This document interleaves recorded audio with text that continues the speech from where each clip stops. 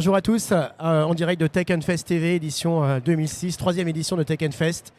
Et on a le plaisir d'accueillir ce matin une personnalité du CNRS, le directeur général délégué à l'innovation, Mélig Mar. Bonjour. Bonjour. Bienvenue à Tech Fest. Merci. Vous êtes présent effectivement avec un très très beau stand à côté du CEA, à côté de la grande scène de Tech Fest.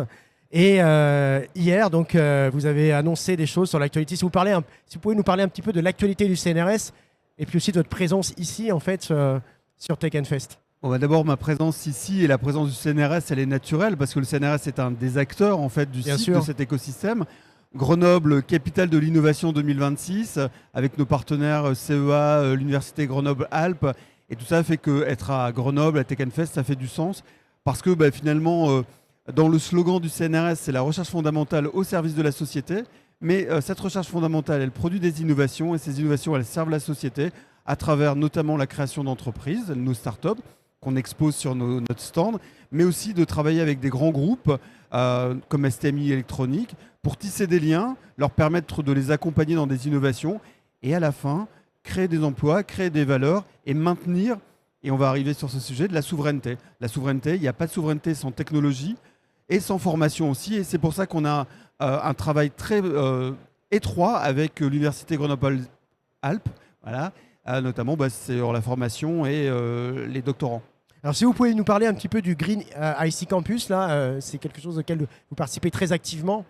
Oui, alors ce qui est important de voir, c'est qu'il faut renforcer les liens entre l'industrie et la recherche. Il faut créer ce continuum et je dirais que tous les lieux qui permettent de renforcer en fait ce continuum, et quand je parle de continuum, c'est simplement des gens, des hommes et des femmes qui viennent de l'industrie, qui viennent de nos laboratoires, et c'est le fameux effet machine à café, c'est de partager, d'avoir de la confiance, et une fois qu'on a de la confiance, on avance beaucoup plus vite. Donc finalement, ces initiatives-là, elles visent à renforcer la confiance et la fluidité de nos échanges et accélérer donc le fameux transfert de technologie de nos laboratoires vers nos partenaires industriels.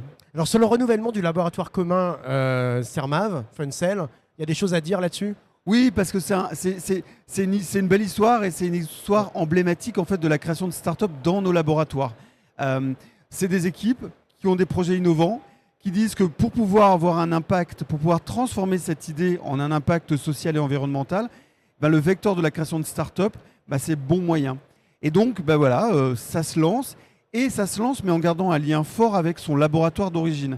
Et le laboratoire commun, c'est la façon de garder un lien presque organique, j'ai envie de dire, entre le laboratoire et la start-up, qui à un moment est un peu un enfant qui quitte la maison. Hein. Alors même s'ils sont encore hébergés par le laboratoire, c'est vrai que ce laboratoire commun, qui est un renouvellement, c'est ce lien qui permet de continuer à alimenter effectivement la start-up avec des connaissances, mais aussi la start-up alimenter le laboratoire en questions de science.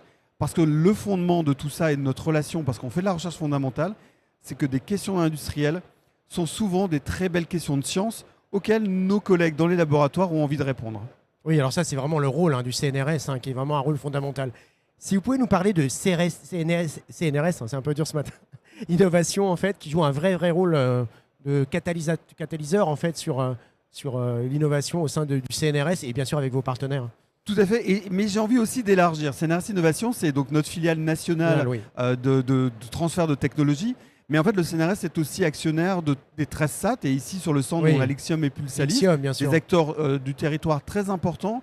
Et en fait, ce sont effectivement des professionnels qui permettent effectivement de fluidifier et, je dirais, de permettre ce transfert. Mais je veux parler aussi d'un point important sur Grenoble et de façon générale dans nos pôles universitaires d'innovation. C'est un programme qui a été lancé en 2020 avec chef de file l'université qui permet de mieux coordonner tous les acteurs de l'innovation et du transfert sur un territoire.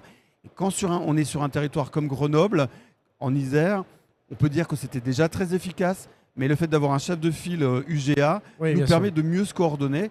Et je crois que c'est que le début d'une accélération de ce transfert technologique qui est dans cet écosystème déjà très puissant.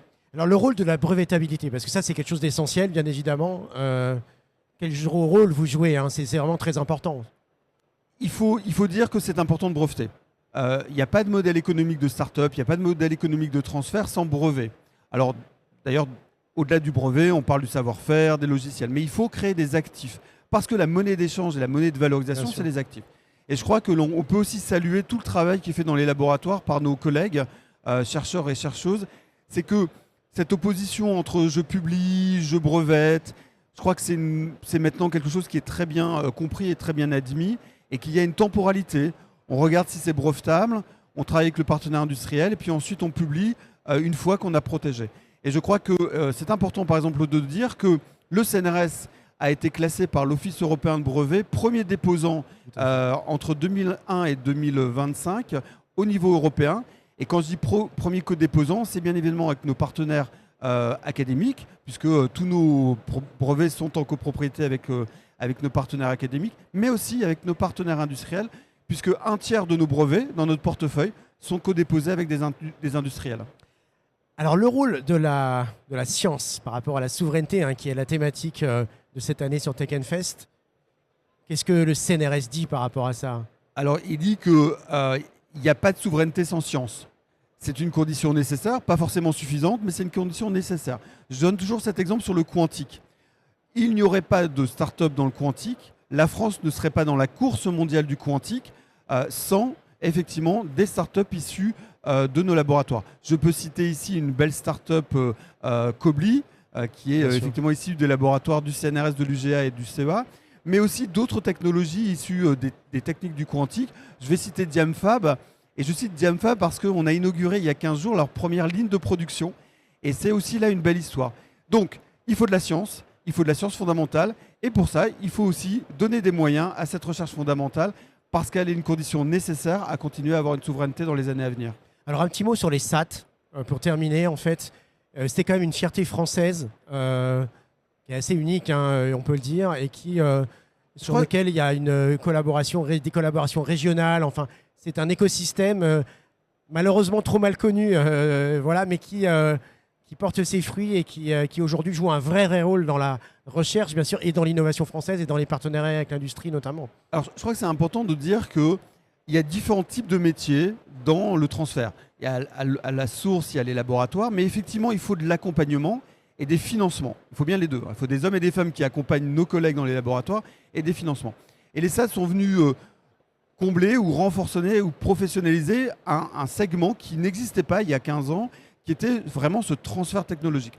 Et c'est vrai que les SAT ont fait un travail extrêmement remarquable au service de ces établissements actionnaires. Et encore une fois, je salue la présence de Linxium et de Pulsalis ici, parce qu'avec d'autres acteurs et dans le cadre des pôles universitaires d'innovation, ça contribue à accélérer ce transfert et encore une fois à jouer ce rôle de défense et de renforcement de la souveraineté française et européenne.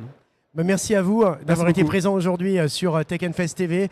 Et on vous invite bien évidemment à vous renseigner sur le CNRS ici à Tech Fest, mais aussi sur les sites internet et tout ce qui est possible en ligne, et puis au sein des établissements universitaires, au sein bien sûr du CNRS et de ses unités de recherche. Merci et bonne journée à tous sur Tech Fest TV.